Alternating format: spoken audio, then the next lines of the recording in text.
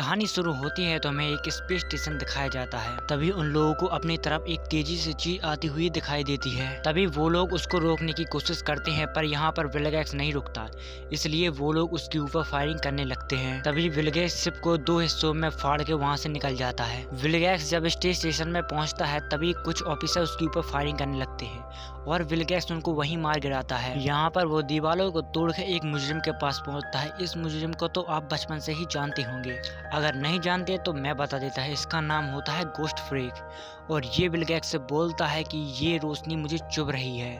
और फिर विलगैक्स बोलता है कि अगर मैं तुम्हारे ये दुख दूर कर दूं तो गोस्ट फ्रीक बोलता है तो इसकी कीमत क्या होगी बताओ। पर विलगैक्स बोलता है कि मैं बताता नहीं हूँ, मैं सिर्फ हुक्म देता हूँ। वो बोलता है कि मैं तुम्हें इस कैद से आजाद कर दूंगा, पर जो मुझे चाहिए वो तुम्हें बताना पड़ेगा। पर गोस्ट फ्रीक बोलता है कि तुम्हें ओमनिट्रिक्स के राज ही जानना होगा। विलगैक्स बोलता है कि तुम मुझे वो बता दो और फिर मैं तुम्हें आजाद कर दूंगा। और फिर इसके बाद सीन शिफ्ट होता है तो हमें बेन, क्वेन और केविन दिखाई देते हैं, जहाँ पर क्वेन गोल्फ का गेम खेल रही थी। तभी बेन बोलता है कि क्वेन कितना टाइम लगा रही हो, जल्दी करो।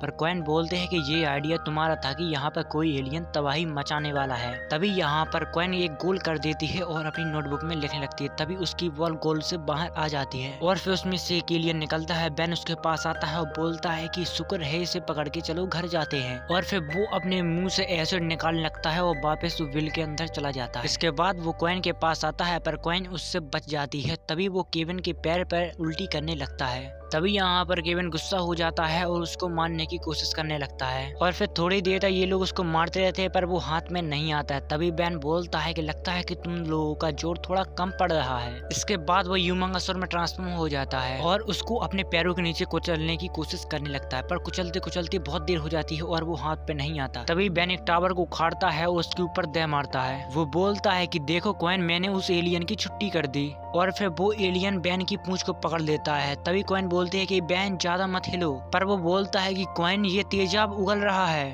तभी ग्वेन उसको एक बॉल मार के उसको यहाँ पर बेहोश कर देती है। तभी बेन उस एलियन के पास आता है और उसको निकालने लगता है।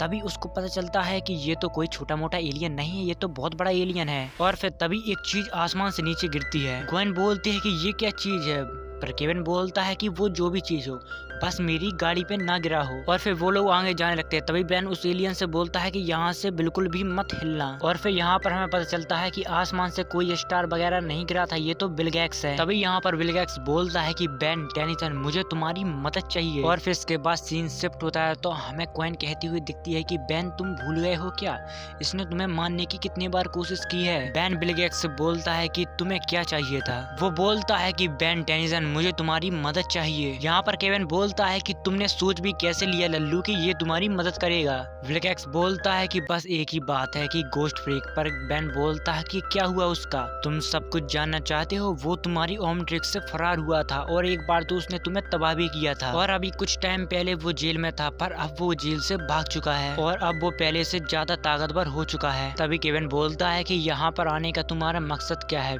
वो बताओ तुम। विलगैक्स बोलता है कि जेल से छूटने के बाद वो सीधा मेरे प्लेनेट पे आया और मेरे प्लेनेट पे उसने कब्जा कर लिया और गोस्ट फ्रीक ने हमारे यहाँ के सारे लोगों को अपने बस में कर लिया और मैंने अपनी दुनिया को बचाने की बहुत कोशिश की, पर उसका भार मेरे ऊपर भारी पड़ा और फिर मैं वहाँ से भाग गया और तुम्हारे प्लेनेट पे आ गया तुम्हारी मदद लेने के लिए। पर यहाँ पर बेन बोलता है कि तुम्हें ऐसा क्यों लगता है कि मैं तुम्हारे साथ चलूंगा। विलगैक्स बोलता है कि क्योंकि ये तुम्हारी गलती है। बेन बोलता है कि मैं तो तुम्हारे प्लेनेट पे कभी गया नहीं, पर विलगैक्स बोलता है कि तुमने गोस्ट फ्रीक को अपनी ओमनिट्रिक्स से आजाद किया। यहाँ पर विलगैक्स बेन की ओमनिट्रिक्स की तरफ देखने लगता है, बोलता है अगर मैं तुम्हारी जगह होता तो जरूर हेल्प करता। बेन बोलता है कि सवाल ही नहीं उठता है विलगैक्स बोलता है कि मेरे ग्रह पे मेरे जैसे सारे योद्धा नहीं हैं, उसमें कुछ मासूम लोग और बच्चे और औरतें भी हैं। और फिर इसके बाद ये लोग विलगैक्स के प्लेनेट की तरफ निकल जाते हैं और उस प्लेनेट पे पहुंचने के बाद बेन बोलता है कि ये तो काफी डरावनी सी जगह है, पर विलगैक्स बोलता है कि ये सब गोस्ट फ्रीक ने किया है। और फिर ये लोग आगे बढ़ ही रहे होते हैं तभी यहाँ पर बहुत सारे गोस्ट फ्रीक आ जाते हैं। तभी बेन बोलता है कि उन लोगों ने अभी तक हमें देखा नहीं है, चलो इस दरार के अंदर चले जाते हैं। और फिर तभी वो लोग तो अंदर आ जाते हैं पर विलगैक्स वहाँ पर फंस जाता है, पर थोड़ी देर में वो भी अंदर आ जाता है और फिर थोड़ी देर बाद वो गोस्ट फ्रीक वहाँ से चले जाते हैं। और फिर तभी यहाँ पर एक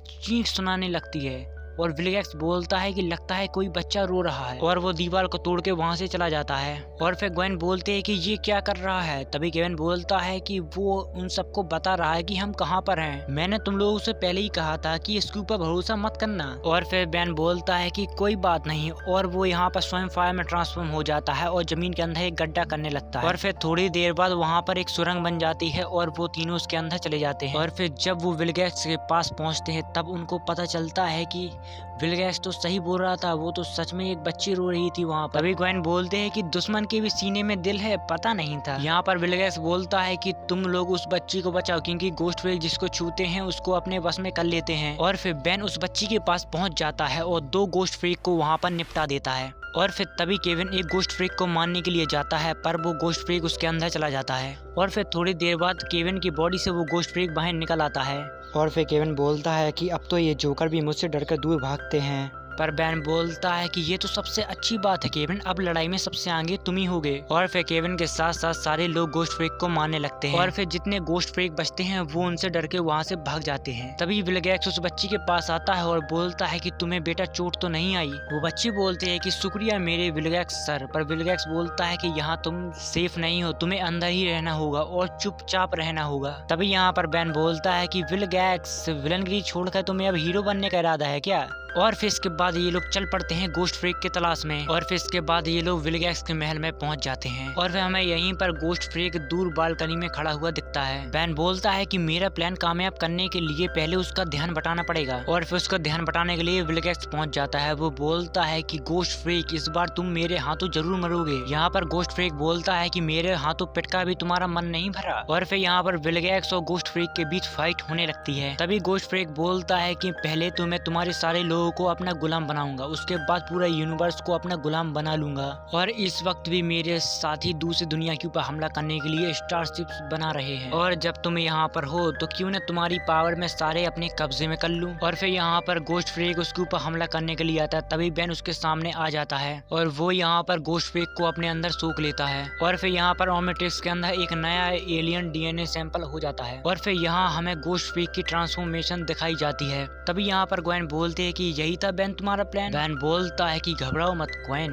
गोस्ट फ्रीक ओमनिट्रिक्स का सबसे ओरिजिनल एलियन था। तभी यहाँ पर बेन खांसने लगता है और उसकी ओमनिट्रिक्स अंदर चली जाती है। तभी गोस्ट फ्रीक बाहर निकल आता है और वो ग्वेन के ऊपर हमला कर देता है। तभी केविन उसको बचाता है और बोलता है कि तुम पागल हो गए हो क्या बेन। तभी ग्वेन बोलती है कि केविन उसका ओमनिट्रिक्स गायब है। तभी यहाँ पर विलगैक्स आता है, बोलता है कि ऐसा मौका बार बार नहीं मिलेगा, मेरे दोनों जानी दुश्मन एक साथ ही खत्म हो जाएंगे। तभी ग्वेन विलगैक्स से ऊपर अटैक करती है और बोलते है कि उसको अकेला छोड़ दो। पर विलगैक्स बोलता है अगर मैंने उसको अकेला छोड़ दिया तो वो तुम लोगों को खत्म कर देगा। तभी यहाँ पर केविन बोलता है कि थैंक यू बताने के लिए और वो विलगैक्स के ऊपर हमला कर देता है। और फिर विलगैक्स उसका हाथ पकड़ता है और बोलता है कि तुम्हारी मदद काफी भारी भरकम होती है और उसको फेंक देता है। और दूसरी तरफ गोस्ट फ्रीक भी कोई कसर नहीं छोड़ता है और केविन के ऊपर पूरी छत गिरा देता है। और फिर यहाँ पर गोस्ट फ्रीक और विलगैक्स के बीच अच्छी धमाकेदार फाइट होने लगती है।